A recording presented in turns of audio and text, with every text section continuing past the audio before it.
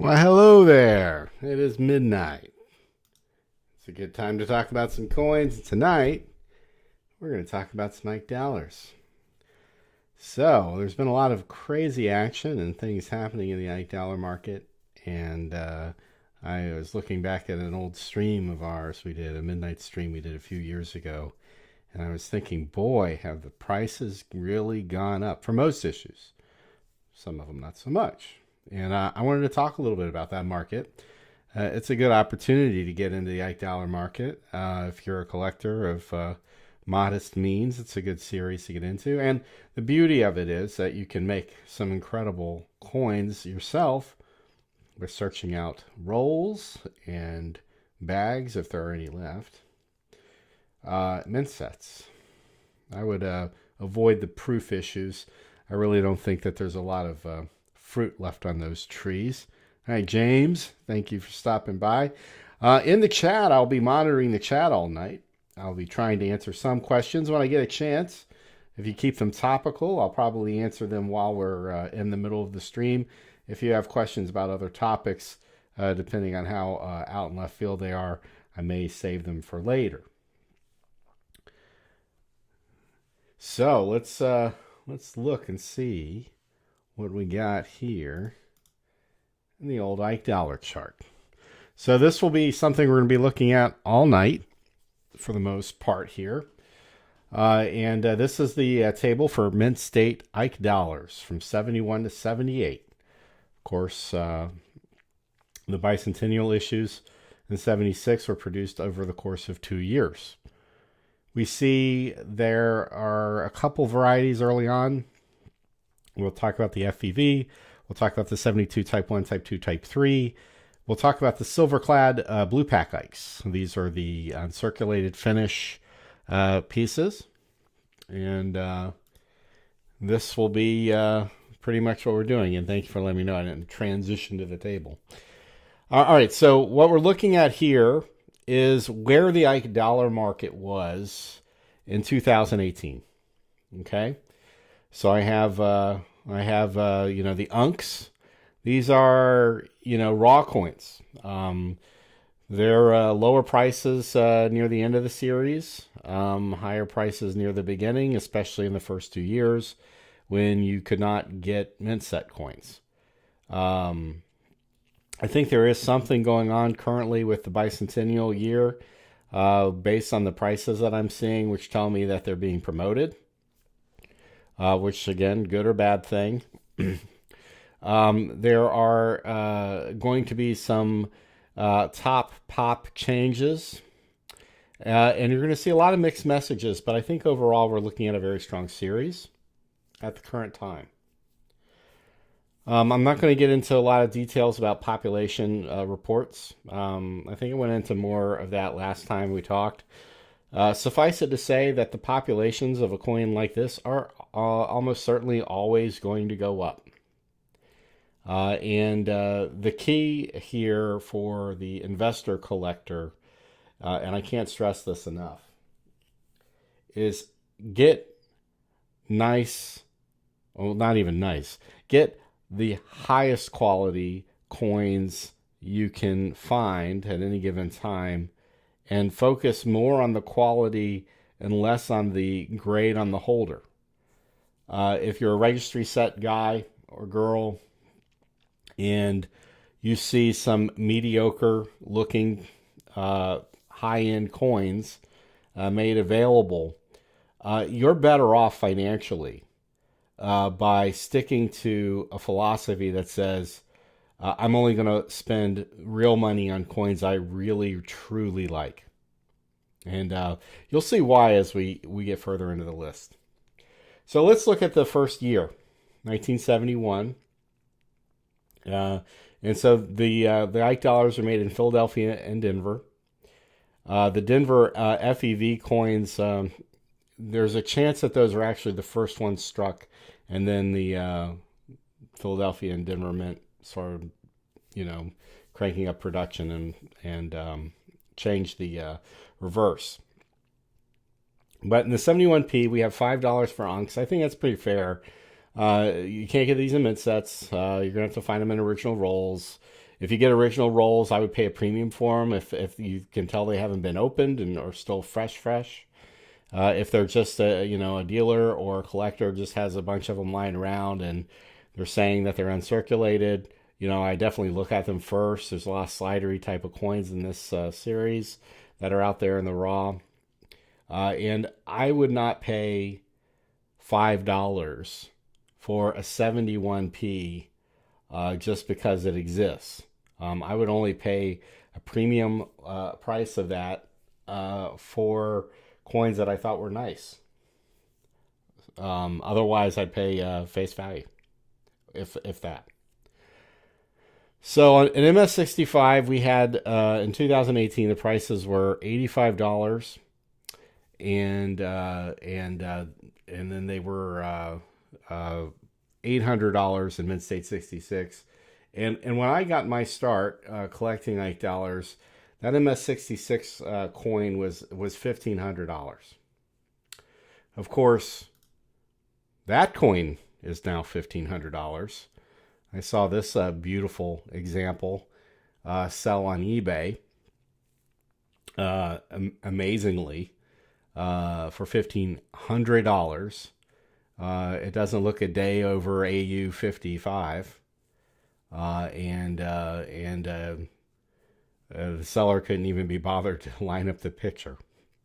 But either somebody bought this coin, realized they made a huge mistake, and maybe sent it back or didn't finish the transaction, or this guy sold somebody a worthless coin for an exorbitant amount of money. But let's get into the real business of the day.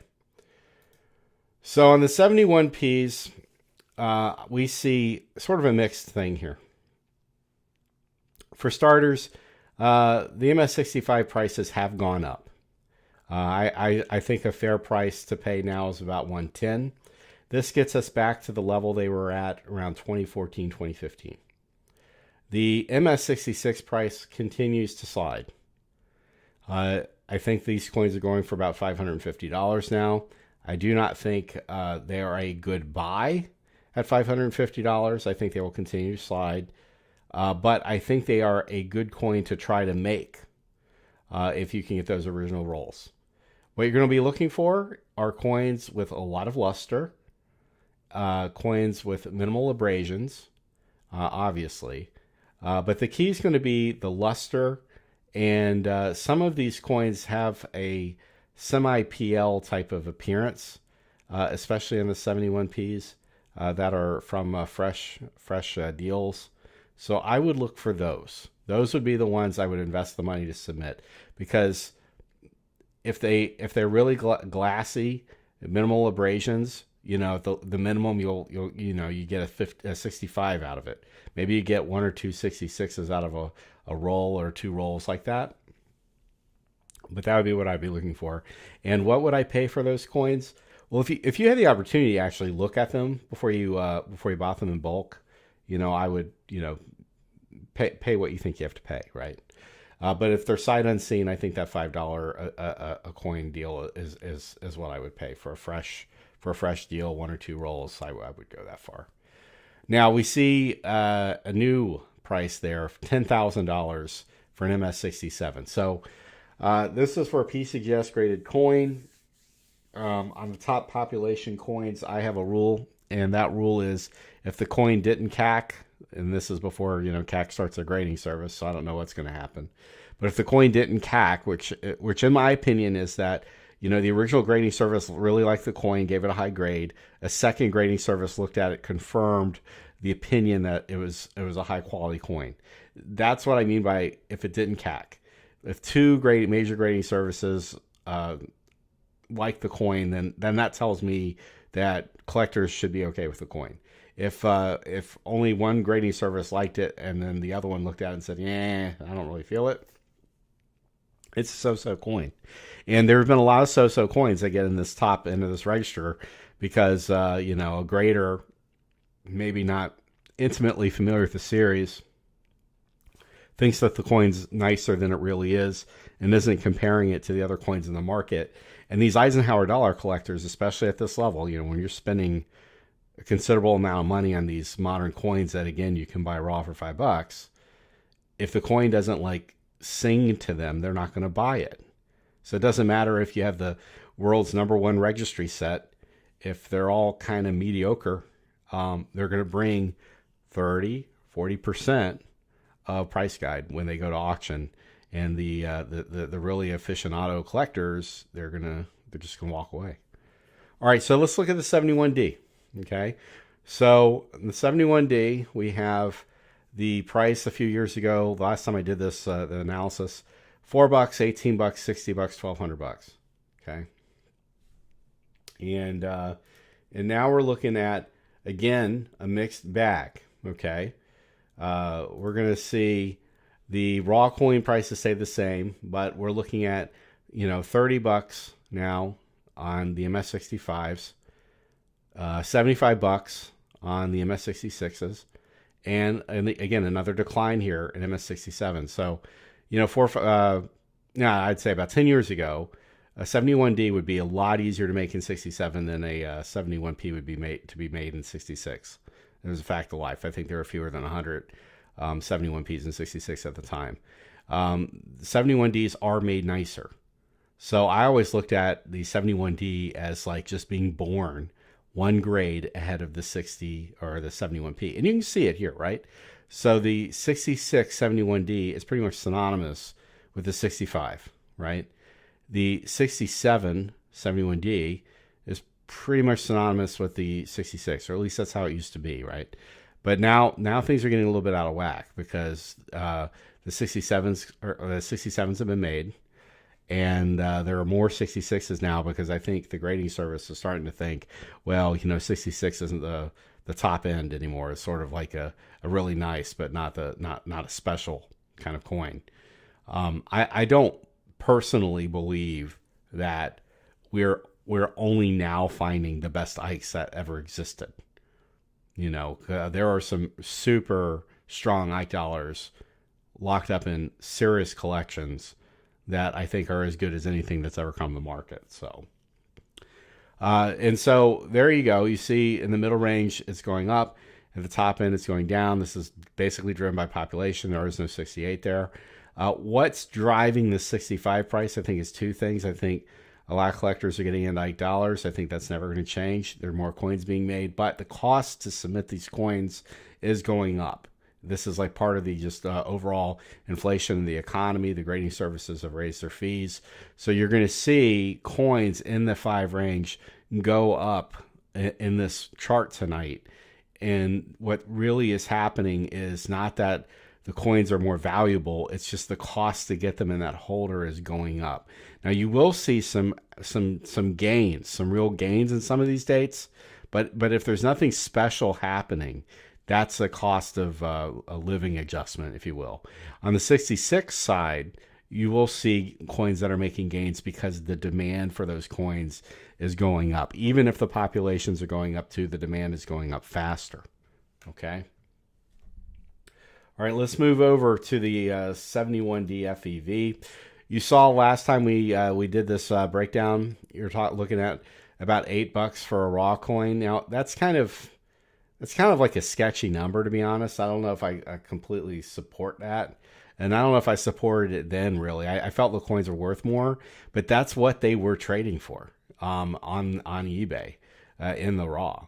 And a lot of times what you're seeing is coins that are probably really not uncirculated, but there was just a glut of them, and they were trading pretty cheap. The 65s had come way down in price. They were going for about $50 back then.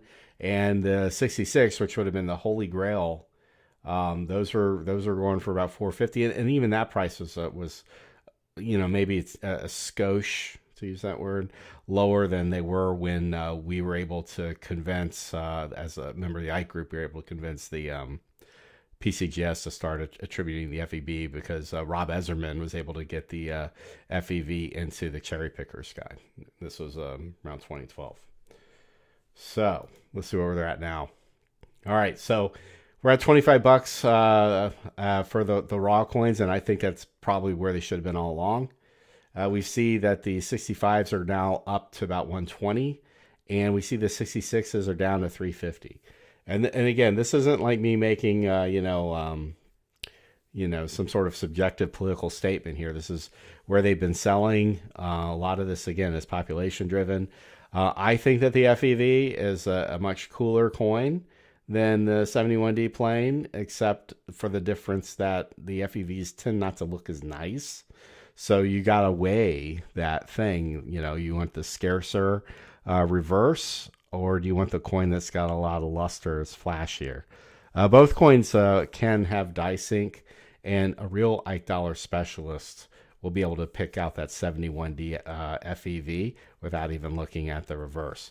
If you want to learn how to do that, you should go over to the Ike Group's website, ikegroup.info, I think, and see some of the scholarship that they've printed about the variety over the years. All right, so we get to 72. Now I'm sorry, I'm getting ahead of myself. So now we're at the 71S. Okay, so bears repeating. There were 4 dates for Blue Pack Ice: 71, 2, 3, and 4. 2 of them are fairly similar in quality, and that would be the 72S and the 74S. Serious Ike Dollar collectors understand that the 72 and the 74 are very similar. The 73 is a weirdo. It tends to be a nice coin, but they don't have the same satiny finish that you see with the 2 and the 4. For whatever reason, the quality was just a little bit different. The 71S is an unmitigated disaster.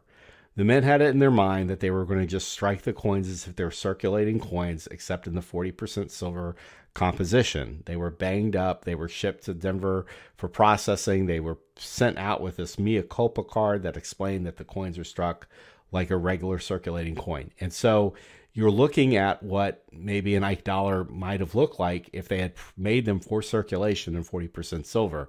They were not struck as non-circulating legal tender. They were struck like actual circulating coins.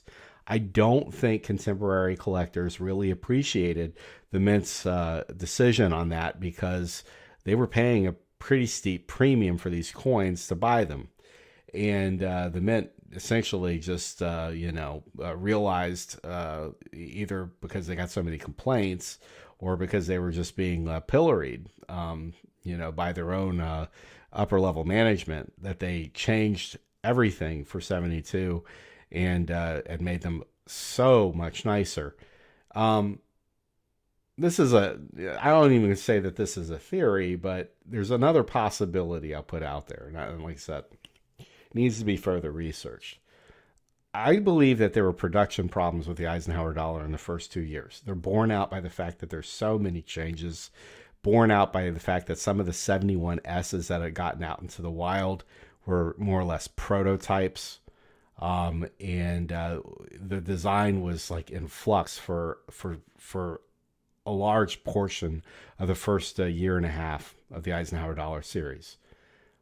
It's possible the reason that the 71S's were struck in such a slapdash way is that the Mint was really struggling to release the coin, to strike 100 million of them, and then to create the proofs, which, if you remember, they didn't do clad proofs. They only did the silver proofs, which they were selling for an exorbitant amount of money. And then to create these silver clad uncirculated strikes.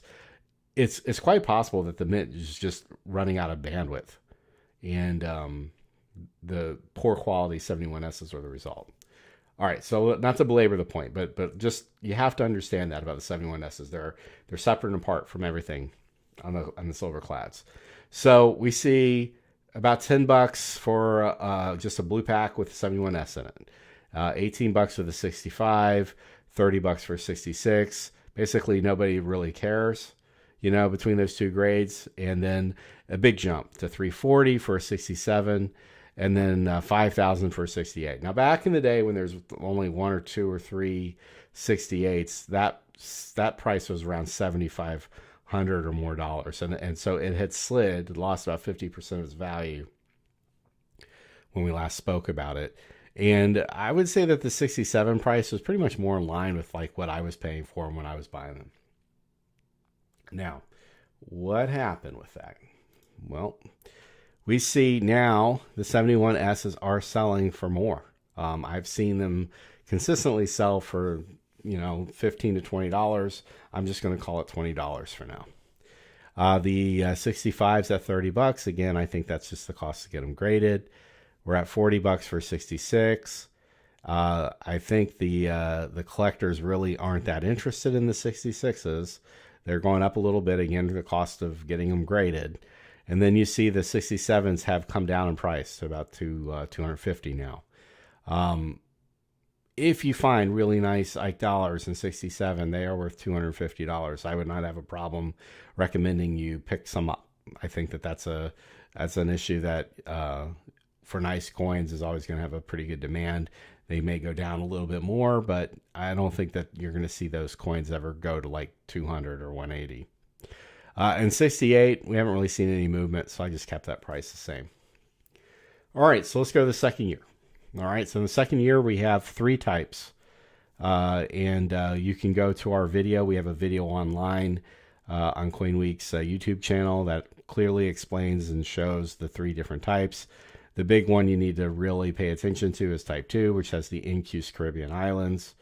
Type 3 has the sort of the long line of islands, and Type 1 has the sort of dollop of islands. But again, you need to look at the picture to familiarize yourself with it. The Type 2s, as far as we know, were probably released in 2 separate emissions in 2 separate months, far apart, in 72, and localized in the Northeast, around Philadelphia, Pennsylvania, and New Jersey area, places like that. The rest of the Philadelphia issues were distributed wherever Philadelphia was distributing coins. So the last time we spoke, I had, again, $5 for the Type 1 and 3, and $65 raw for the Type 2. On the Type 1, I had $95 for 65 and $27.50 for 66. There were no 67s at the time. And again, these 72s in the higher grade, they're not easy to get. I mean, if you go to James Seago and ask him for one, you might have to wait to get one because he just doesn't stock them because they're not that plentiful. So I think we can say safely that the UNCs have gone up in value. I think it's pretty clear. The UNCs are selling for $8 to $10 pretty regularly. The MS65s are back to 100, which is where they were about 2012, 2014. And the 66s are going back up in value, and I have those at $3,200. There's always a chance somebody's going to make a 67, which will impact the 66 price. Again, my advice is if you're going to buy at that level, spend more than $1,000 on Ike dollar, you better love the coin. All right, let's look at the Type 2. So in 2018, the Type 2 had come down in value quite a bit. Like I said, 65 for raw, 1,100 for 65. That used to be around 1,500. 66 around 9,000. They were consistently over between 10 and 12,000. And I think for a super nice one, like I think a collector wouldn't let one go for less than $15,000. What we see now is more in line with where they were. So the 72 Type 2 is resilient and it's bounced back, and I think it has more room to go up. So we see about $120 for raw ones that are purportedly in mint state. We see $1,800 for 65s. I would go with one with a CAC sticker at that price, or at any price, right? And about $15,000 for a 66. Now, the best 66 I know was in Troy Weaver's collection, which is now in the collection of Delroy Hansen. It was also in James Seago's Hall of Fame collection. It was a beautiful toner. It's visible on PCGS CoinFacts if you want to check it out. If ever there's a nicer Type 2 that comes about, I think that would be a very significant coin for the series. A nicer coin than that would certainly bring over $20,000 if it was marketed correctly. All right, so let's go to the Type 3. So for the Type 3, we see, again, that $8 I have there. I have $110 for the 65. I think they are selling for more money than the Type 1. And then I have no change on that 1350 from the last time. And I put the word sleeper here. I think there are two sleepers that I'm going to talk about tonight on this series. Coins that are just, for whatever reason, the market is not behaving the way it should. The Type 3 and 66 has not been available for sale at a major auction, as far as I know, and in the recent period of time. And I talked to James Seago earlier today, and he hadn't seen them in a while either. If you make a 66, 72 Type 3 by finding some raw coins that are really nice and getting a grade, I wouldn't sell this coin for less than $3,000. So I think I put sleeper there. I think it's undervalued. I didn't change the value because I don't have any supporting data in the sales. But it's going to be very difficult to find that coin. But I think that that the coins are out there. You just have to find them, make them come out. That is a big time sleeper. That might be the most undervalued coin in the entire series. All right, so let's go to the D Mint. D Mint is not as sexy as the P Mint in terms of collector appeal. They tend to also be nicer, but hi Metal Bomb, and hi Andrew, and hi Spiked Head Die Crack. Thank you for joining me. All right, so the 72D is not as sexy as the 72Ps. That you don't have the rare variety, you don't have the the reverse delineations to worry about. It's pretty much straightforward. And here again, I have $6, a little bit more for the Unks, $30 for the MS65s, just the cost of getting it graded, folks. And then we're at $100 for the 66, which is a little higher than it was. And I have the price of the 67 coming down to around $3,000. They just keep getting made, and they are going to continue to decline. So this is why I say you have to get the best coins. In a population of 10 coins, if you have the first or the second best coin, then it's really a different animal than the other coins. So it's never a good idea to get a mediocre top pop coin in a modern series. Let's look over to 72S. For the 72, 73, and 74 S's, I have the blue packs going for about $11. For some reason, they're trading for cheaper than the 71 S's. The 65 and 66 price, I have no movement on. Even though it is more expensive to get these coins graded, I just think that the grading services have graded too many, and they're just flooded out there. I am not tracking the 69 prices at this present time for these coins because they just keep getting made. But you see here the 72S and 68, which is what I would say is if you're going to buy a certified coin, that's probably the minimum grade you should buy to begin with. Otherwise, you're just paying for plastic. That's up to about 120, which is, again, where it was about a decade ago. So either it's inflation or, there's demand. All right, for the 73. So 73 P&D, these are mint set only issues. There was a lot of hype around the mint set, for years in the Red Book and everywhere else saying that, 73, that's the key to the series. Only 2 million coins struck. Well, I mean, that's kind of a bunch of hooey because 2 million mint sets is an incredible amount of mint sets. It's not like people are spending those coins. There's going to probably be at least 1.7 or 1.8 million of them that still survive in mint state.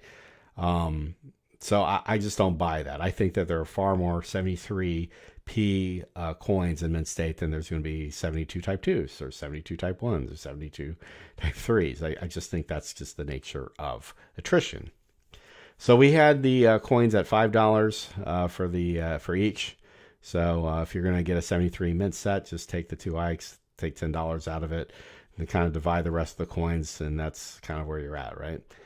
I had $40 for the 65, $420 for the 66, and in my current calculation, we're looking at an increase of $5 to $10 for the mint set. It's gone up a little bit. The 65s, there's a lot of them out there. They've gone down in price, but the 66 have gone up. They've gone up to $550. For the 73D, We were at 522, 220, and then 2000. And now we're seeing the 73D, which is made better than the 73P always. $30 for the 65. It's not as much, but it is up. We see $250 up for the 66. And you can get a really nice 73Ds and 66. Some of these just really look good. And the grading services in the past would just kind of hold the line here. And I've had 66s that eventually became 67s because we thought they were undergraded, and we kept trying until we got it. And the 67 price has gone up. It's $22.50. So there's a top pop coin that's actually made some gains. And now we're going to go to the 73S. The 73S, I think, in 69 is probably the toughest of the 72 to 74 run. I just want to put that out there. Here we see $11 again for the blue pack. I have the 65s trading at 20, the 66s trading at 30, $45 for the 67, and then we're at 200 for the 68s. And I think that's fair because, like, if you really look at these coins, the 73s do not look as nice as the 72s and the 74s. They don't have that look. But again, I wouldn't get one with a bunch of spots on it. I would try to get one that's hasn't been bathed in acetone to death. I like nice original coins with luster. They're out there, and I think $200 is a pretty fair price to get one that suits your eye appeal. Let's move on to 74s, and here's something you don't see every day. This is another completed eBay listing. This is for a 74p Eisenhower Ike Dollar Type 1 Friendly Eagle variety, which doesn't exist. They also are selling the 71D Type 1 Friendly Eagle variety. I would double check their math on that because they also claim to have a 72D Friendly Eagle, a 73P Friendly Eagle, 78D Friendly Eagle, and a 76P Eisenhower Dollar Centennial, which is incredible because there was never a Centennial Ike Dollar. I don't even know if Dwight Eisenhower was alive during the Centennial, so it would be very difficult to have him time travel back and have a coin made in his honor. And if he could do that, I'd wonder why he didn't kill baby Hitler, because that would have been the first thing on my itinerary. But let's get back to real coins. So we have... Oh, and I need to refit this. It's a little too big. Hold on. I'm sorry. All right. Let's see if I can transition that. All right. That's more like it. All right. So the 74B P. I have the MS65s at $30. I have the MS66s down at $220. Back in the day, let me tell you this story. So a friend of mine who had a top end Ike set bought the 74P. It had almost like a 2-3 millimeter thick kind of glaze of lacquer kind of luster on it. It was totally PL, maybe like dimple, and it graded 66. And I think he ended up paying like $4,000 or $5,000 for it, and it was a toner. And the coin, I took it. A friend of mine was a high-end official in one of the grading services. I won't name him, but I showed him the coin, and I said, "Why isn't this coin in a 67 holder?" And he says, "I just sent it back in." So eventually we go do that, and what I ended up doing from this collector is we took basically all the best coins we could find, and we put it in an order together so that they were looking at nothing but phenomenal coins. And we got a couple upgrades. I mean, it's nothing different from what a coin dealer would typically do. But yeah, we ended up getting that coin in a 67 holder, and you can see it on CoinFacts. It's the sort of the green toner, the second coin on their page. But that coin was pretty much at the time one of the most beautiful Ike dollars I'd ever seen, and it just seemed like an absolute travesty that coin was in the 66 holder when I've seen so many sort of kind of mediocre 66s with a kneeling chatter all over the cheek and a little scuffs here or there. It just didn't seem right.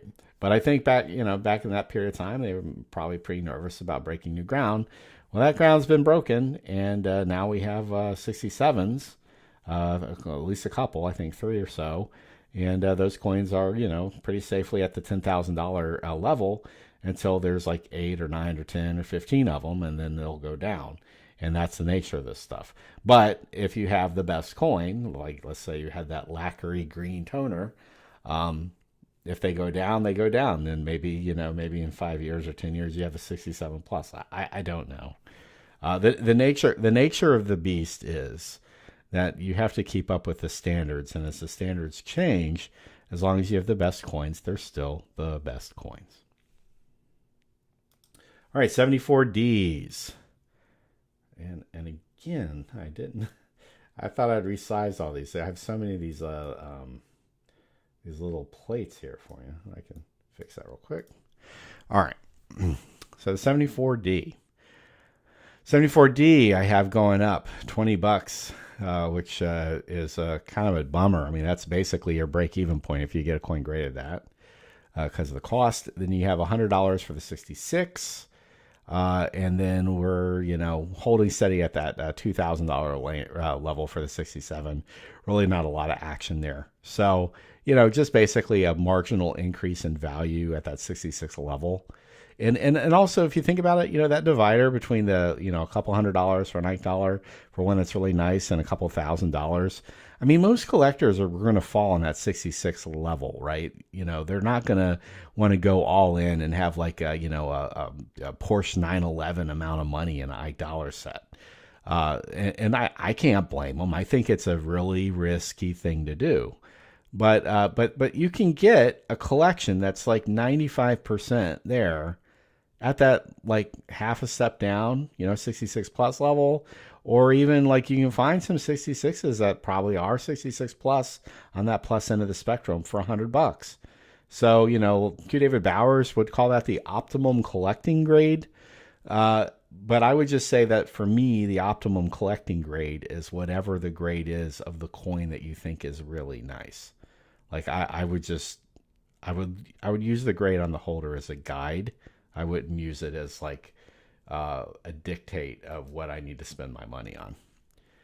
All right, so 74S, here we are. So this is the last of the blue packs. And I had them at 10, 18, 24, 36, and 115. So basically you're looking at, not worth getting graded at 65, probably not worth getting graded at 66, marginally interesting at 67, but nothing, nothing a serious collector would bother with. And then at 68, 115, and then it would jump at the 69 level. And then the question there is, can you find a 68 that's just as good? All right, so now we're seeing the changes here.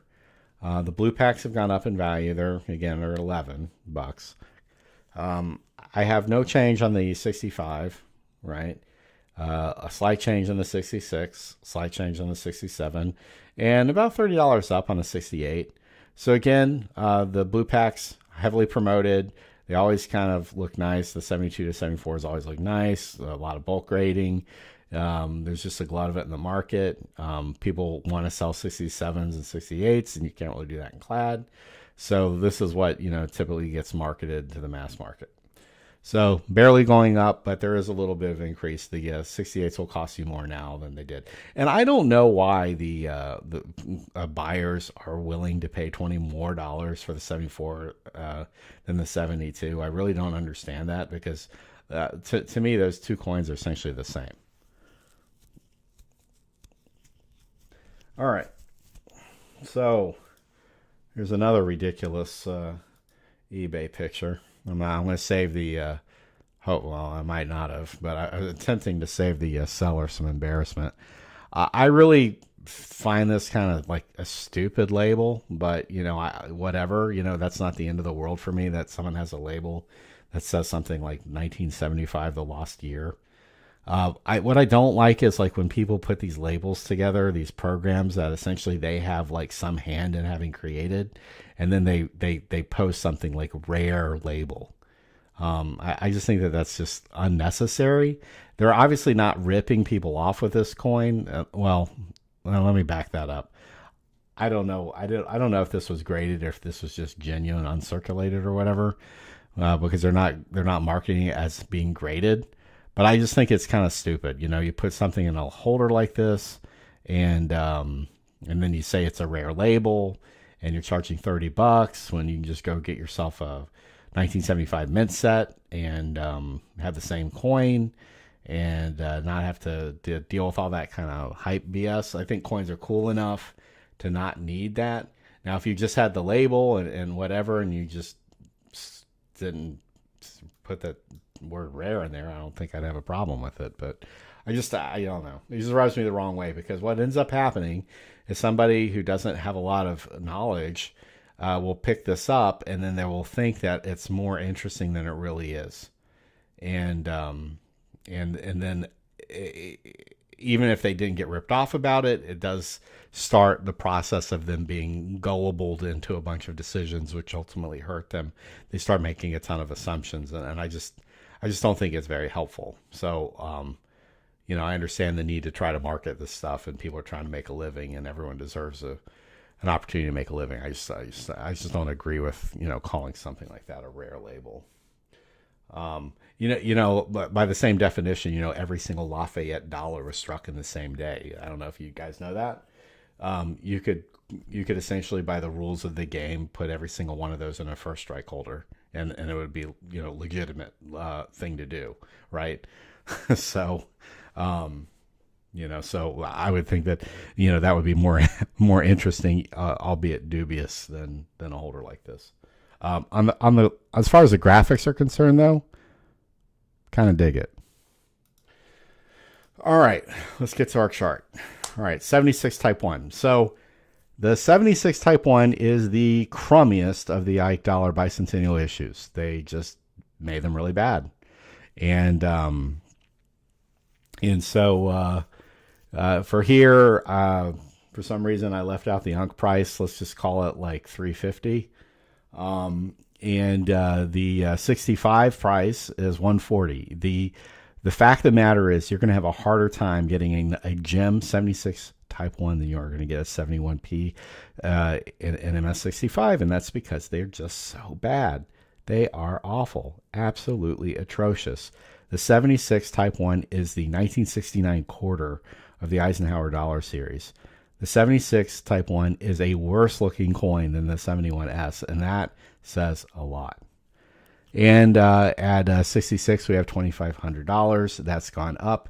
And if you ever get a true 67 with in a type 1, that's like a $10,000 coin. So every day of the week, worst coin in the series by far. And for that reason alone, I would be interested in any nice coin. If you find nice super Jimmy coins for 76p, I just squirrel them away. I think that's a good buy. It's not a sleeper. It's not massively underpriced like the Type 3, 72 Type 3, but it is something that I would consider getting a little stable of super nice ones. With the 7060 Type 1 and approved Planche Command Premium, I have one that just seems exceptionally smooth. Well, it's a good question there, T. I have a whole binder of proof Planchet Ike dollars here, and I'll do something on them next week. So let me go back and talk to you a little bit about it next week. So tune in for that, okay? And I promise I have probably about 15 of these things that are really cool from different dates, and we'll talk about them. All right, so let's move on to the Type 2. The Type 2 were struck in 76, and they are much more common, and you can see that there are some 67s because they were made better. And so the 65s are worth about $25. That's about what it costs to get them graded. 66s haven't gone up in value, and there is some demand at the upper end, so that $2,200 is an increase. On the 76D Type 1, They are not as nice as the Type 2s. The Type 2, the 76D Type 2 is probably one of the nicest, absolutely nicest Ike dollars in the whole series for the clad composition. So we had $350, $32, $120, $92.50 last time. And now we're only going to see two changes, and that's going to be in the middle here. The MS65s have gone up to about $35, and the 66s are about $220. I haven't seen any movement on the high end there. And for the 76D Type 2, I wanted to show you something. So this is from a Stack's Bowers auction a few months ago. And you see this is a 76D Type 2 reverse NGC MS67. And it sold for $3,600. And what's really interesting, and I'm going to go back here. You see on the chart, we had the 76D Type 2 at $2,250, and this was like 2018 prices. And this NGC coin sold for $3,600. For whatever reason, NGC standards and PCGS's standards on Ike dollars, I think are different. I've looked at quite a few coins. I don't think it's like a whole point off, but there's something different about what NGC will tolerate on the coin and what PCGS will tolerate. There are series that NGC I think is harder on coins than PCGS, but for this one I don't think it's usually that way. This coin sold for considerably more than the PCGS coins were selling for. And the reason for that is, and it might be apparent to you just looking at the picture, that's a really, really PQ coin. If that was in a PC holder, it might not be in an MS67 holder. It might be in an MS67 Plus holder. So I think this coin sold for a super premium because it was a super premium coin and somebody was going to take a stab at getting this thing upgraded. So that, just keep that in mind. That's a $3,600 coin out there in the wild. And I have the price of the Type 2 staying at $2,250. But that coin is worth what it sold for, even in that NGC holder. And I have no doubt it will cross. But I wonder if it's going to go in a 7 holder, or if it's going to go in a 7 plus. And if it ends up going in a 7 plus holder, then you've broken some new ground, and your $3,600 coin might end up being a $7,500 coin. Who knows? So again, here we have the cost of living increase at 65, and then we see a slight increase in 66. And I do think that there is some promotion going on with these bicentennial coins, because there's, it just seems like across the board the coins are going up in value in those sort of mass market kind of grades. All right, let's move on to 76S, and I'm going to tell you a story here before we get into that. 10, 18, 26, 220. The 76S chart you see there, I think I screwed up, because that 220 was probably a 68 price. So I apologize for that, but this is the original table from the last time I did this. All right, so I've moved things around here. I have $11 for the Ankh. I have $20 for the 65, $30 for the 66, $100 for the 67, and $350 for the 68. 2014, the 68s were selling for around $500. Keep that in mind. So this is trying to claw back some of that loss. So yeah, about 10 or so years ago, I was down visiting my uncle, and he had. I grew up in a family with a few relatives who collected coins. I first came into contact with coins when I was about 5 or 6 years old. I was staying with my grandmother, and she was into coins like big time. She had a safe. She had like a bunch of commemorative coins. At the time, so I know next to nothing about coins. I'm just seeing these cool coins. I'm seeing these silver dimes and mercury dimes, and I'm seeing buffalo nickels and stuff like that. And I'm just completely enthralled. Like that was like why I'm here today. Not because like I spent a ton of time with her coin collection, but it sparked that interest in me. And for the next year or so, I'm getting really into coins. I get my first Red book, and I get a couple other books about coin collecting from my grandmother. And then I find out, I guess through my mom or whatever, that my uncle also collects coins, because apparently for years she had been buying she'd been buying a commemorative coin for her and buying one for him.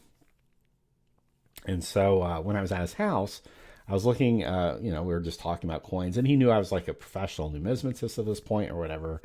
And we were going through like some of the coins he had collected over the years. And he was telling me stories about, when he was a teenager working at a gas station, people would pay with Morgan dollars and all this stuff. I'm going through his stuff, and there's nothing really there, folks. I mean, it's not like, most people collect coins just like coins, and they don't necessarily have a big collection of Drake bust half dollars, or a whole date run of St. John's double eagles up to 32 or anything. They just like coins for liking them, and it's a totally viable path.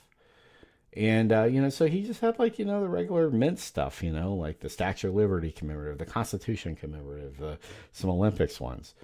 But he did have a 1976 silver 3-coin uncirculated set, and I looked at it and I was like, holy cow. I mean, this Kennedy half dollar doesn't have anything wrong with it as far as I can tell, and the Ike dollar was one of the finest ones I'd ever seen.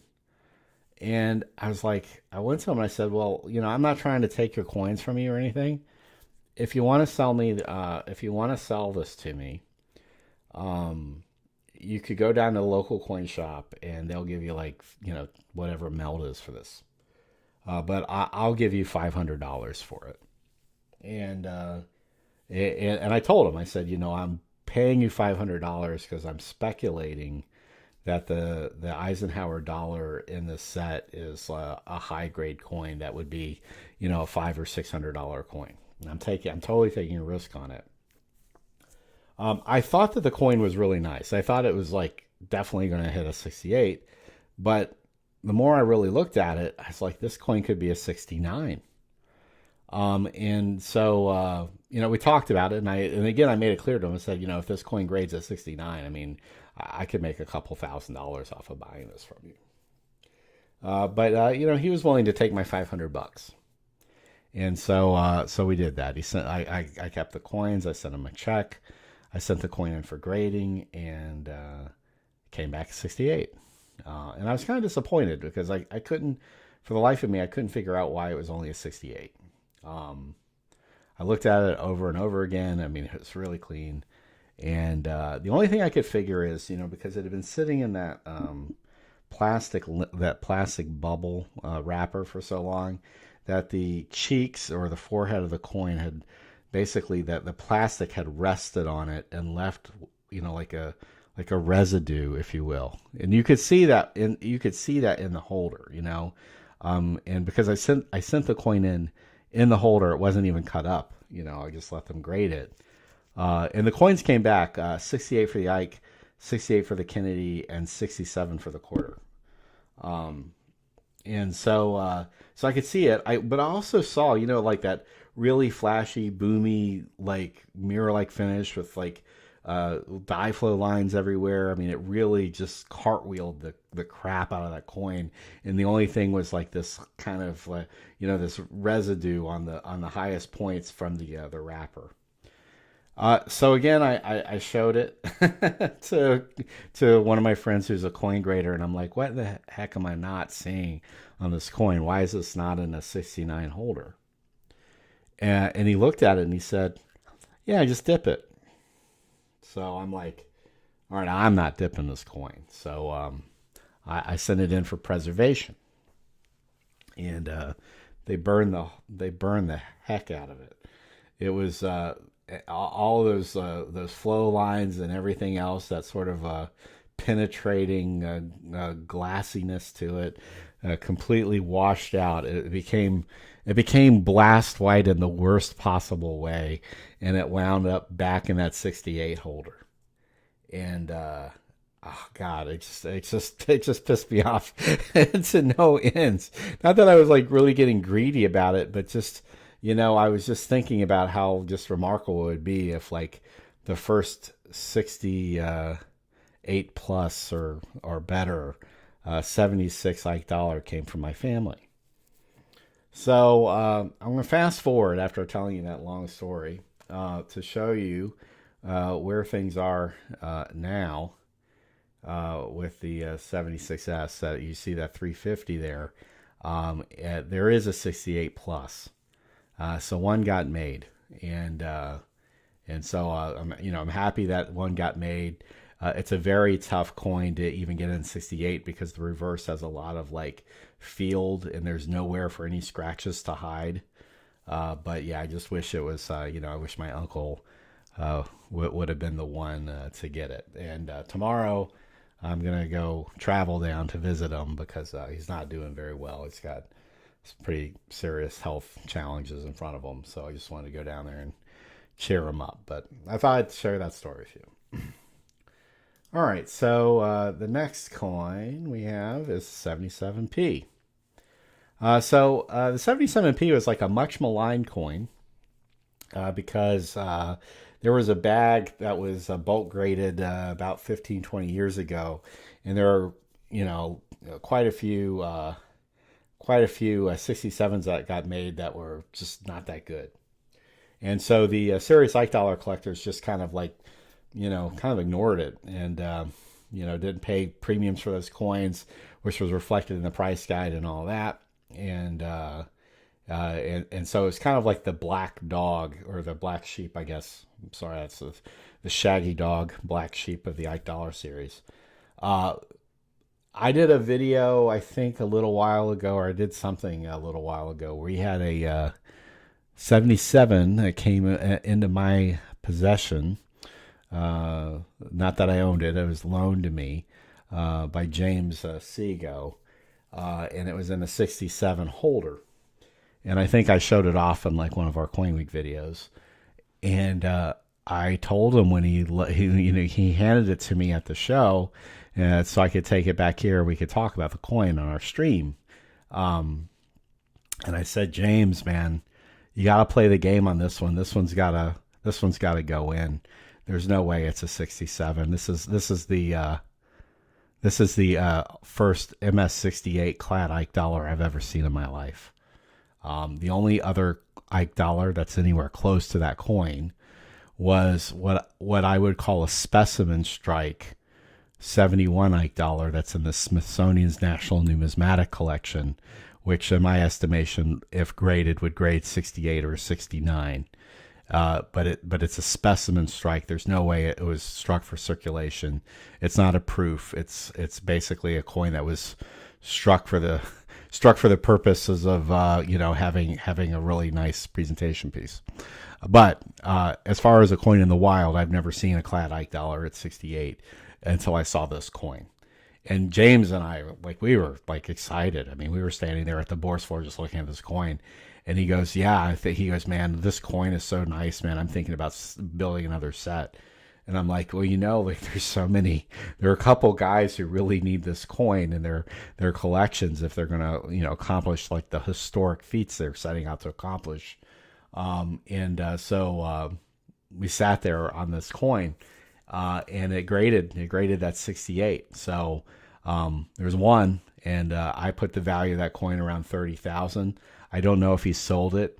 I know we were kind of debating what it was worth, and he might not even sell it for anything less than 50,000. I have no idea. Maybe it's already sold, but I'm just good for now. I'm going to put 30,000 there, and that is the cream of the crop. And again, you can go to CoinFacts and you can look at that coin. I would recommend you downloading the highest resolution version of that picture and just try to find a problem with it. It's a spectacular coin. I have no clue how it survived without getting hit up by other coins in a bag or whatever. But that coin is just unbelievable. So we see $25 for 5s, $75 for 6s. The 67s are going up a little bit, and honestly, this is an interesting thing. I don't think that they're going to be more 68s, at least anytime soon, right? So in this case, you have 168. It'll probably only ever be one, and that's going to actually help the 67s go up in value because they have something to compare it to. You can't, like, if you're a collector trying to have a top end registry set, you don't even know where that 68 coin is. Maybe it's in one, maybe it's not. But you know you're not going to get one. It's like way out of your price range. When someone brings you like a really nice, let's say it's a CAC 67, right? And says, well, this one's really nice. I mean, it's not as good as the 68, obviously, but it's like one of the better ones. Maybe you are going to pay $3,500 or $4,000 for that coin. That's the way the coin market works. So I think that 68 actually will rise some of the prices on the top pops across the series, which again is why I think, like, when I get back to that 72 type 3, I think that's a sleeper because, once you start seeing coins like the upper end of the register really driving up the prices of those top pop or near top pop coins, that 66 is the top pop for the 72p type 3. All right, so we got that, and now we're going to the 77D. Again, $180 people are paying for the 66, which really surprises me. That used to be about a $160 coin about 10 years ago, and then it went down to about 110, and now it's back up to 180. We do see that the top pop 67 has gone down in that issue. I think you'll probably see that continue to slide. It's probably going to go down to around $2,700. You can quote me on it. And then on the 78s, what we had was $3.50 for raw, 18 for 5, 72 for 6, and 5,000 for 7. And now we're looking at 6250s for 7. Those have gone up. The 66s have gone up. And, you see the $25 for the 5s. And the last Ike dollar of the stream. That's going to be the 78. That was at $18.92 and 7,000. And this one is actually probably the biggest gainer. The 6s are selling for $225. And that's crazy to me. But I think what it means is that there aren't a lot out there right now in the market. People aren't making them that frequently or trying to. And there's just a demand for people trying to put those 6 sets together. So that would be, to me, that would be a coin I would be looking for. But the big thing that's going to slow you down, guys, is that submission cost. Because unless you really know how to grade these things, which comes with practice. I mean, I've probably submitted about 1,500 of these coins for grading over the years.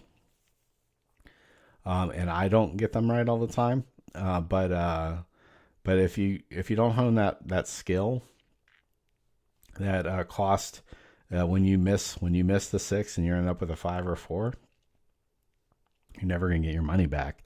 And so that is going to throttle. It is going to throttle things. Of course, you can use the bulk program, and I don't know what their current price tier is on that. I know back in the day it was quite good, but things change over time, and I don't really bulk grade anymore. So that kind of wraps it up. I hope you enjoyed our little midnight get together here. And got some actionable information about the $1 series. Like I said, I think it's a great series, and it's certainly worth having. So I'm going to spend another 5 or 10 minutes tonight. If you guys have any questions or comments for me, I'd love to answer them for you. I will tease a few things. It's a little dark in here, but I've got some coins we're going to be showing off, and I think I probably spoiled some grades I didn't intend to. But we're going to have, I have a Cincinnati half, I have a Gettysburg half, I actually have two Gettysburgs I'm going to show, and I'm going to see if you can figure out which one's the better one. I have a New Jersey copper, um, a 1835 half cent we're going to do, an 1882 3-cent piece, and I showed a picture of this in the post. This is one of these basement slab jobs that an eBay seller, who I don't really think is allowed on eBay anymore. But I thought this was interesting because of this toning ring.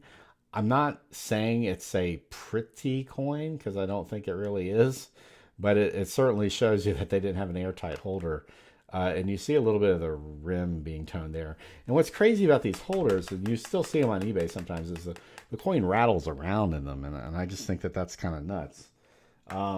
Also, we did a Mercury dime a couple days ago, and if you watch the stream, you'll know that I asked people to grade the Mercury dime in the video, and so if you want to be spoiled, I will spoil what the grade is, so you will know.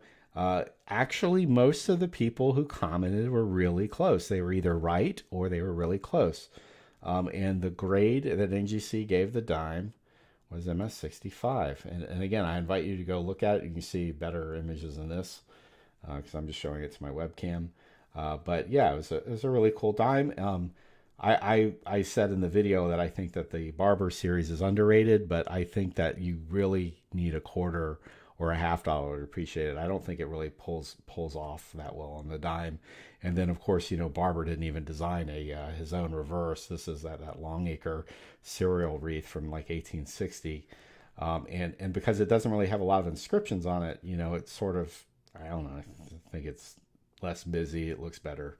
But anyway, we filmed all of these coins today at the office so that we can start doing one or two of these video little profiles a week in preparation for a big project that we've been working on diligently, that we're going to be launching to allow you to have an asset where you can look up almost anything related to the American coin hobby, and we'll be announcing that once we're ready to. So anyway, that's it for what I have on my side here. Let's say Retro Habit. I wanted to say it was a pleasure meeting you at the ANA in 2019. Talk a few minutes about Ike dollars.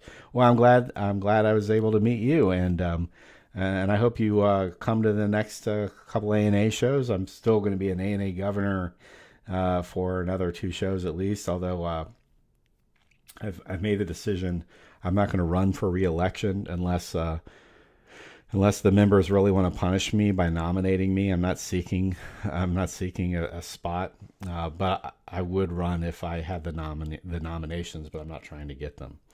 The ANA board has been a privilege to serve the members. It is quite time consuming, and I'll have to say many of the things that I'd hoped that the board would consider doing, it just seems like they're on a treadmill to continue to do the things that they've always done, that there's not a lot of time to break out from that to do different stuff. But I'm going to spend the next couple of months trying to give them every idea I have in the kitchen sink and making them at least vote on them. So, maybe some really interesting stuff will come out of it. I'd like to see them, do a Spanish issue of the Numismatists at least once a year. There's a big collecting market in Central and South America, and then also in the United States. People who speak Spanish. I get calls from Spanish collectors all the time. I don't speak Spanish, unfortunately, so I really feel like I'm letting them down. And I think that it's also one of the hottest collectible markets because you got Colombian coins that are really, really scarce, and you have, all the Spanish colonial stuff, which has got a lot of history, and a lot of gold coins, silver coins. There's a huge conference in Cartagena recently, where all the elite numismatists of that area attended. So there's an idea like that. I'd like to see the National Money Show become more of a coin convention. I'd like to see all the specialty clubs have one convention a year where they all get together and hold their thing together. I don't know how practical that is, but I think the ANA would be really advised to really focus on being a club and helping other clubs thrive and succeed. Because when you think about it, the way people stay in the hobby is by being engaged with other people on a social level. And I also think with YouTube, their channel's way more popular than CoinWeek because they're creator driven and personality driven channels.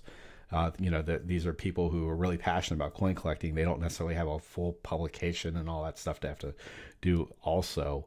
But they have big audiences, and I think that in some respects, if you're a super fan of one of these things, you're kind of in a club already. So I'd like to see the ANA really support content creators and say, hey, there's a way for you to create a club out of your following, and we can help you, with your content and your funding or whatever, and you can help us by promoting like the good things about like a community collecting and being part of a association and whatnot.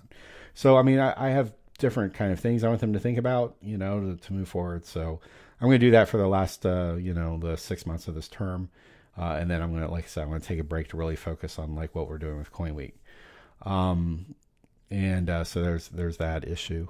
I call the thing blood orange. It actually looks like dried blood. I just don't want to be graphic about that toning.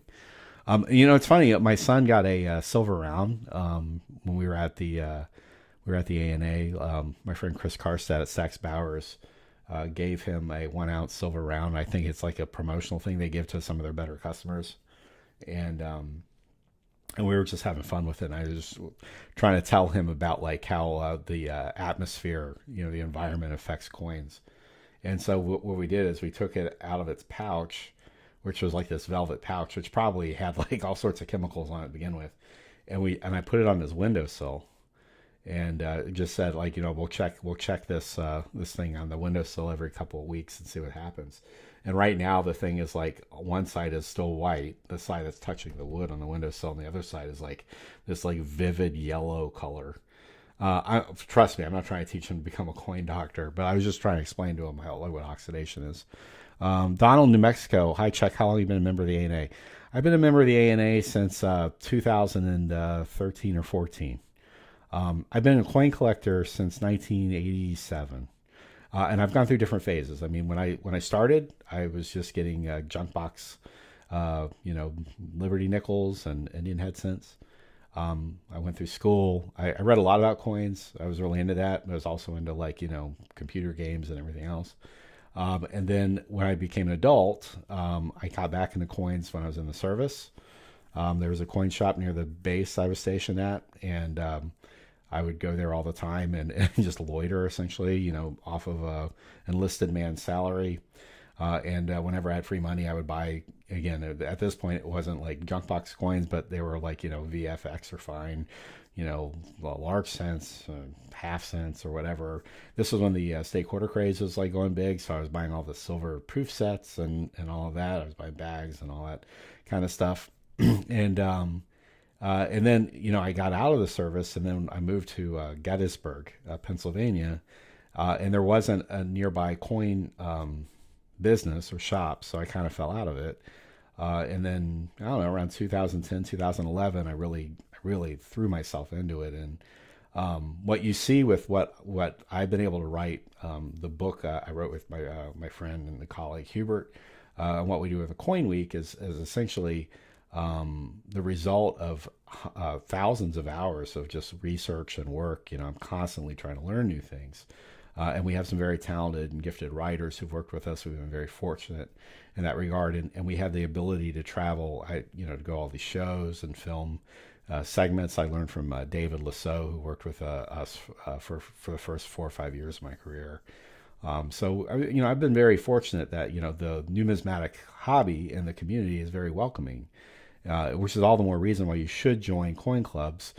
You should join like the national club, and you should join the specialty club of any kind of thing you're interested in, because what you find is that the people with a lot of experience really, they derive a lot of enjoyment out of actually, talking about the thing they're really interested in. And when that comes to new collectors, somebody who's new to it, they'll take people under their wings. They'll help them out. They'll give them advice. They'll tell them what not to buy, who not to buy from, things that are good. They'll sell their duplicates to you. I mean, it's really part of an ecosystem. And of course, the reason why a serious collector wants new collectors in is you want somebody to become serious also, so you'll have someone who will buy your stuff when it's time to sell it. And this has been the ecosystem of coin collecting since the 19th century in America. Let's see. Part of the moon under the bell on the left is really faint, and they forgot to re-engrave it. Yeah, let's see what else we got. 76 with some strange doubling, and you tell me what I'm looking at. I think it's machine. Well, the thing with machine doubling is you really need to see that kind of like under a loop. So unless you have like really like microscopic photography, I might not be able to tell you. But the iGroup guys definitely would probably help you. Let's see. Donald, you're welcome. I joined the military because I just wanted to kind of experience what it was like to like actually be a patriot or whatever. I did it after I got out of college, and I became a linguist, which is a whole story in of itself. All right, so I'll kind of wrap it up. I've got to, like I said, I'm going to hit the road tomorrow morning and head down to see my uncle. But I appreciate you guys stopping by. We're going to be doing a lot of stuff on CoinWeek the next week or two. Be sure check the site. We upload 5 or 6 articles a day. We just got a whole batch of articles. Hold on. I'll answer your question in a minute. We just got a whole bunch of articles from Roger Burdett, which we're very lucky to have. So we're going to have about 12 or 13 articles from him as he starts a column for us, a biweekly column. He's one of the greatest living numismatists, in my opinion. Of course, we have Tyler writing about world coins and ancient coins, and he's been looking at auction previews from great collections, which there's a lot of interesting stuff that's been coming up there. And let me see here. If you're in Nike dollars, and I might be betraying the trust of a friend here, and I hope he doesn't mind. There is an auction that's going to close this month. I'm going to be very vague here. It's a legendary auction. It's very regal, and they will have a once-in-a-lifetime Ike in it. Not many people know about it. It's going to cost maybe $10,000 or more dollars.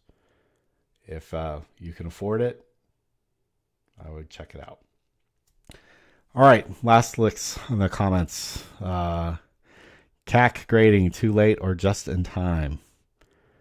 Well, here's my honest feelings, okay? Let there be competition, right? They're two companies. They both have their flaws, and they both have their good things that they brought to the hobby and bring to the hobby. I think PCGS has been a market leader in the U.S. coin segment. They were also the first for-profit grading service to really hit. NGC has built a very robust business in multiple verticals. They're the only ancient coin grading service, to the chagrin of ancient coin dealers who aren't necessarily in on that. They have a robust bulk department. They have a very excellent program there. World Coins, I think they were out in front. I think PMG is basically the standard bearer there. So NGC and PCGS have done completely different things. There's a lot of overlap. Of course, they want to beat each other. And now I think both services have understood for a while that CAC with the stickering service was creating a market within the market, so that some of the high-powered dealers could essentially create a sight unseen coin market, because there aren't too many sight unseen coins that we're trading. Now, if I was a collector and I bought a PCGS or an NGC coin and there was a CAC sticker on it, what I think of is that, well, okay, the grading service that graded it liked it. Another grading service thought it was also really nice. Ergo, when I sell it to a collector or a dealer, they're going to think, okay, well, two of the three entities have seen the coin and liked it. When tax grading the coins on their own, they're going to have it's going to be more challenging for them. They have a crack team of graders. Don't get me wrong, and I know them personally. They're very good graders, many of the best graders in the industry. But they're going to have to determine, is the coin authentic. They didn't have to do that when it was in the other holder. They're going to have to see if the coin's been tampered with and futzed with. They did look for that when they were putting stickers on coins. And, there are coins that get through. Somebody can putty a coin very deceptively. A gold coin can putty it. And when it's being graded, the grader doesn't see the what's on the surface because it's so deceptive. And then the putty dries in the holder and there's a bunch of crumbs. Well, that's very easy 8 years later to tell. Okay. So they're going to have all that kind of shenanigans going on. And then you're going to have, you're going to have the fact that, instead of having two services look at a coin, it's only going to be one. So then there's going to be a question of, okay, is it worth pulling a coin out of a holder to put it in a new CAC holder? Is the CAC standard the same as the other standard? I mean, they're even going to have to adopt things that they don't really like the plus grade and everything else. So it's, in my opinion, you have high integrity guys trying to set up this business. And it may or may not work, and it really just depends on how the market reacts to it. And but I do think this: if we're really collecting coins and not holders, and you have three companies that all do a good job, then it really shouldn't matter. It's just it's just a question of what the service is that you're paying for. So that's sort of my opinion, and I'm not trying to give a mealy mouth political opinion. I'm just trying to be really upfront about how I feel about it. I think I've seen things in the entire industry up and down that I like and that I don't like. I have friends who have opinions about how to do things that I don't really agree with, and then I have people I don't really care for who I think do a good job. So I mean, it is what it is. But what we try to do on our publication is to make sure we treat everybody equally and fairly, and we also let the collector be armed with the information necessary so they can make the right decision for them. Let's see. Just asking for extra. I wish I could afford grading. Well, T, like I said, why don't you do this? I can't really resolve your issue over chat. So my email is charles@coinweek.com, which is published on the CoinWeek website. Send it to me. I'll look at it. But like I said, I'm not going to be able to diagnose it over an email, but I might be able to give you some advice of what your next step is. Okay. Let's see. Donald, do you think NGC's 10-point grading will catch on with PCGS and 8X? No. But now I'll explain why. I think that the 70-point scale is here to stay. I think it's got its own flaws, but those flaws were part of what the market built into it, because the market was trying to maximize the amount of money that they were getting for coins when the Morgan dollar market was at its peak.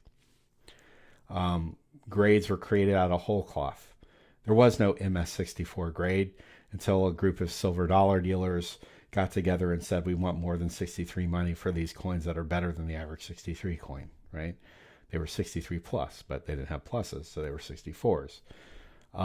Back in the beginning of the grading services, I have a very lengthy interview with John Albanese that we post on CoinWeek. John said that they were grading scared. They knew how much these coins were selling for. They thought the prices were overinflated, and they were afraid when they were sitting in their chair that they would sit there and they would grade a coin that wouldn't bring that kind of money, and then they would hurt the market. So there's a lot of interplay between the valuation of a coin and what a coin gets graded.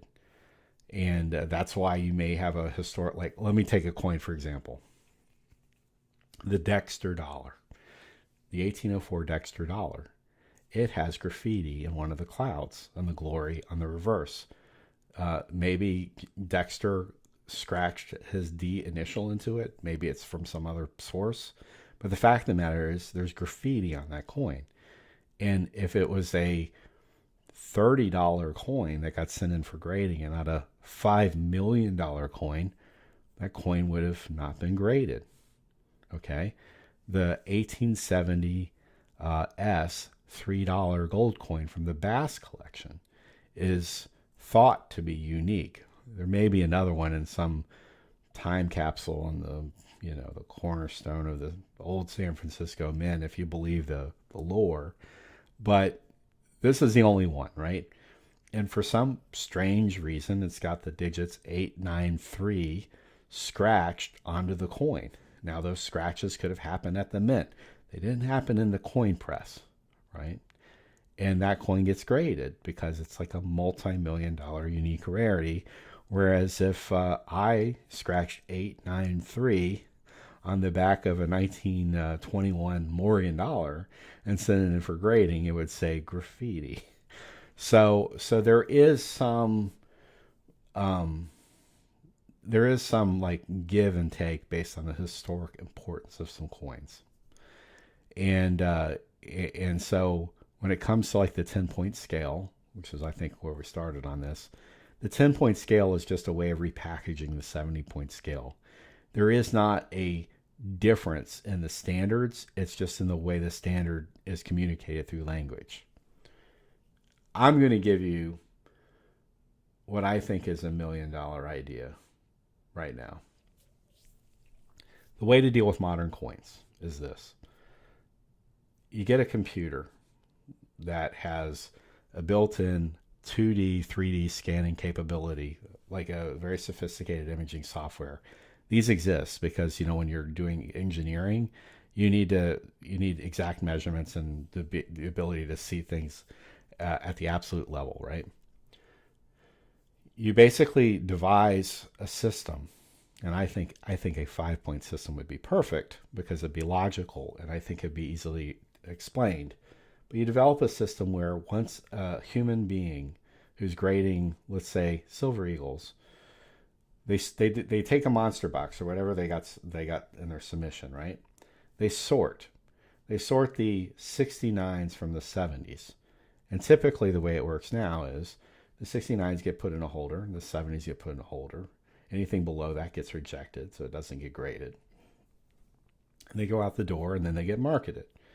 And my concept, it's kind of like when I was in the Army and you had PT, if the physical training regiment, right? So they gave you a test, and if you scored less than the top score, the maximum score you could earn would be 300 points.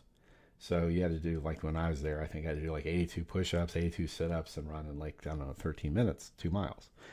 But if you were like a hero and could do better than that, on every single category, you went into the extended scale. So you could have like some Herculean athlete scoring like a 382 or something on the PT test because they were in the extended scale for everything. Well, I think that you could have an extended scale for modern coins. So basically it works like this. You have a 70-point scale. The 70-point scale that a human being judges a coin's quality. Once you hit the 70, a human being says it's a 70, which means they don't find any imperfections up to, 4-time magnification, 5-time magnification, whatever it is. Then the coins go through a sort at a computer level, and the computer is looking for not only that the human being is right, but that these 5 extra attributes, which, you can make your own 5, whatever that was logical, right? But 5 extra attributes are also present. And for every one of those attributes that is present when the computer scans the coin, it gets 1 point up to maximum total 75. So like, let's say one of the attributes is centering. Is a coin perfectly centered on the planchette? Well, that would be 1 point, 71. Let's say the second thing is there are no die breaks at all in the surfaces of the coin on the obverse or the reverse. I don't know how likely that's going to be found. maybe with some trial and error, you realize that it's very unlikely that both sides of the coin have absolutely no breaks in the luster or anything like that in the planchet. But maybe they are. But let's just say you give that a point or two. So then you got a 72 or 73 because the surfaces are, the coin is centered and the surfaces of the planchet are completely done with no die breaks or any sort of disruptions. Let's say the third one is strike. Well, the computer could learn whether or not a silver eagle is fully struck up, like with fresh dies, right? So that there's no like detail that is missing. It can do a comparative analysis because it will have learned what to look for. Well, let's say it has that. Now you're at a 74. And then I don't know what the fifth one would be. I mean, somebody with a lot more experience on grading these things could figure it out. But my point is if you could come up with 5 things that a computer would see that could be scientifically measured that a human being wouldn't see because we're basically freeballing it when we're grading coins, then you basically make the 70 grade completely obsolete because there's 5 other points that could be measured in. And then the second thing is when you submit these, let's just say these legacy 70s, well, computer's going to figure out that like probably some percentage of them, maybe it's 10%, maybe it's 50% or whatever, aren't perfect. And so then you start to cull the horde and you get to the point where there's coins that are selling that are 72, 73s, and you'll probably never, ever, ever see a 75. It's theoretically possible that there's this perfect coin, sent from the heavens, but unlikely a machine will ever determine that the coin's perfect. But when you get one, can you imagine like a 95W Silver Eagle in proof 75? That not only is it perfect, but a computer figured out that the planchet was perfectly centered, that there's no breaks at all in any of the deep cameo frost, that there's no even slightest ding on the rim or on the reeds, that it's absolutely phenomenal in every way, shape, or form, you would probably have $1 million Silver Eagle because it's so unlikely it'll ever happen.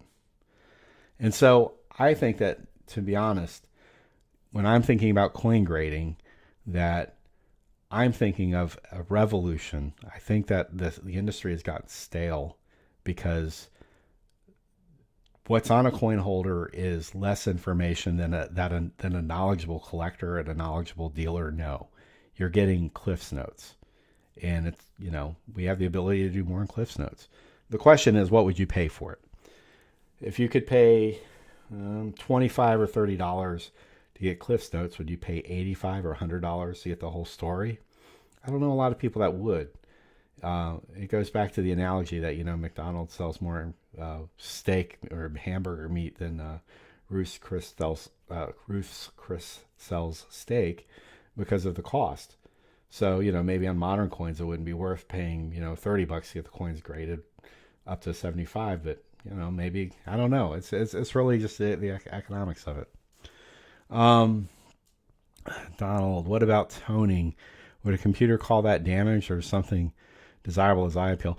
Under my crystallization of it, because I even think that a computer could assist, again, if I was doing my grading service here, I would have the computer assist on every coin, even classic coins, because what I would like to do is, I think if you're going to the coin website to look up your cert number, I would like to give you a beautiful photo of it that's an accurate representation of the coin. I'd also, underneath that photo, like to give you a photo diagram of what's going on with the coin.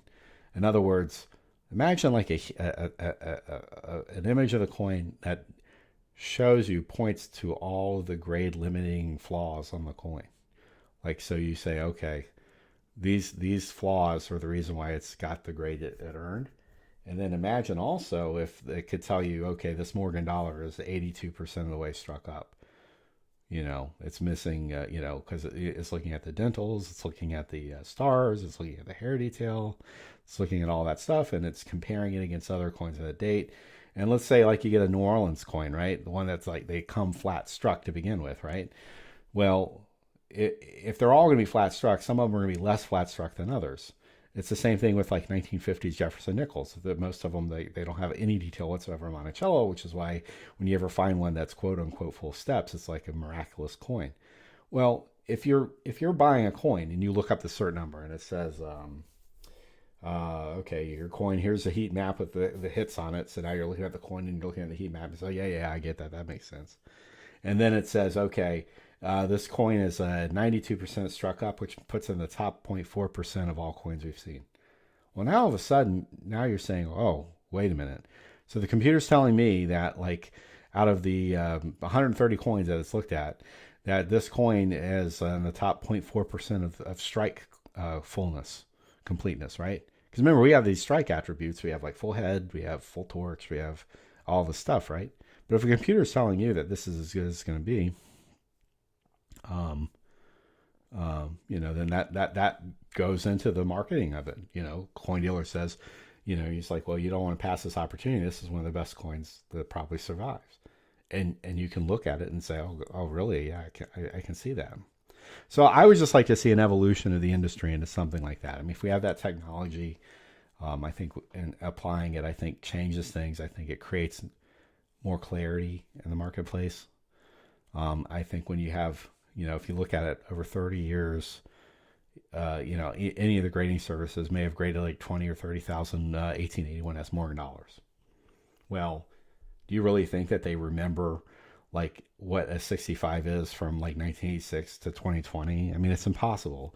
You have different graders, you have different standards, you have things like shift over time. The market shifts over time. Our understanding of what we want shifts over time. But a computer, that could be constant. That could be the thing that assists the human being to make that call. Because like the human would say, I think this is like pretty nice, and then they look at the scan and see the hit that they missed in the hair and the eagle's feathers, and then they're like, oh yeah, okay, yeah. I don't think that the computer should be the one ultimately making the final grade, but I think it really needs to be the sort of like the calculator that helps them do the mathematics. Numis by Raytheon uses machine learning for sorting. Yeah, what happened to him? Is he still in trouble? Last I heard, he had some problems. Let's see. All right, so there you go. I think that kind of wraps it up. It's like 1:37, guys. I'm gonna get going to bed. I thank you all for taking the time. We had almost 30 viewers, and that's pretty good. If you guys really enjoyed this, just drop me a line and let me know what you liked about it. Maybe what you'd like me to cover if I do this again. I have to be honest with you. It took me a better part of 5 hours to prepare that chart on those like dollars. So it took a little bit of time, but I do like interacting and interfacing with you guys. We're just like you guys. We just do this every day, all day, and we just we're always interested in learning and being part of the subculture, if you will. So, anyway, for CoinWeek, Charles Morgan, peace.